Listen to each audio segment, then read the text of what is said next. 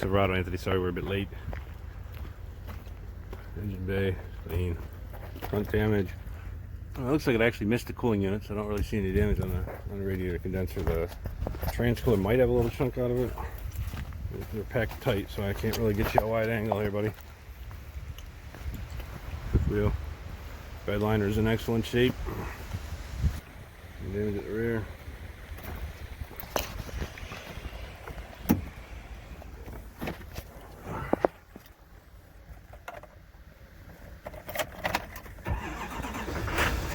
It's 100% cold start. Austin told me that I had a good battery, and it did. It's good.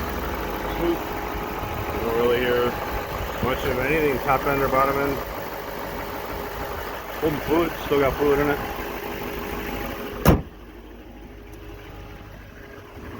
I can't really test drive it, but we can learn out of gear. Nice. Now we may have brakes locked up just because it's been sitting. We'll see. Oh no, she's going.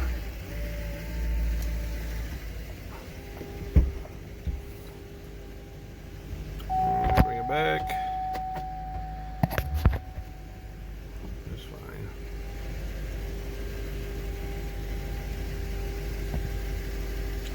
Do a four-wheel drive shift this one over here.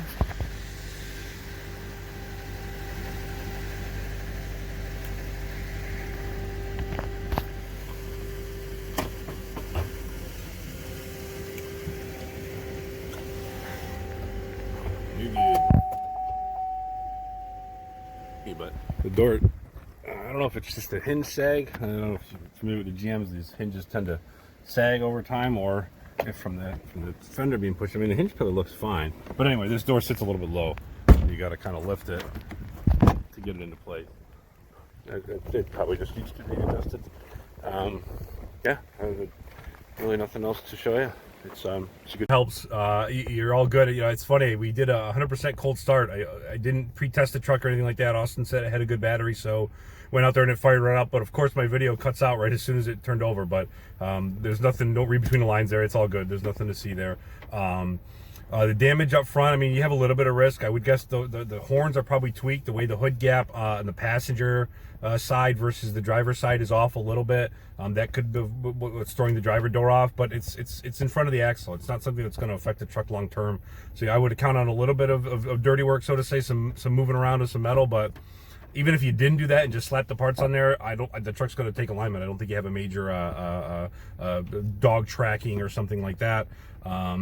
The glass on the heads-up unit for the radio was cracked. I think that was in the pictures, though. A little bit of damage at the rear, but I mean, overall, for the year and the miles, the truck's in good shape. It runs great. In and out of gear fine. You're going to be happy, man. It's a good truck.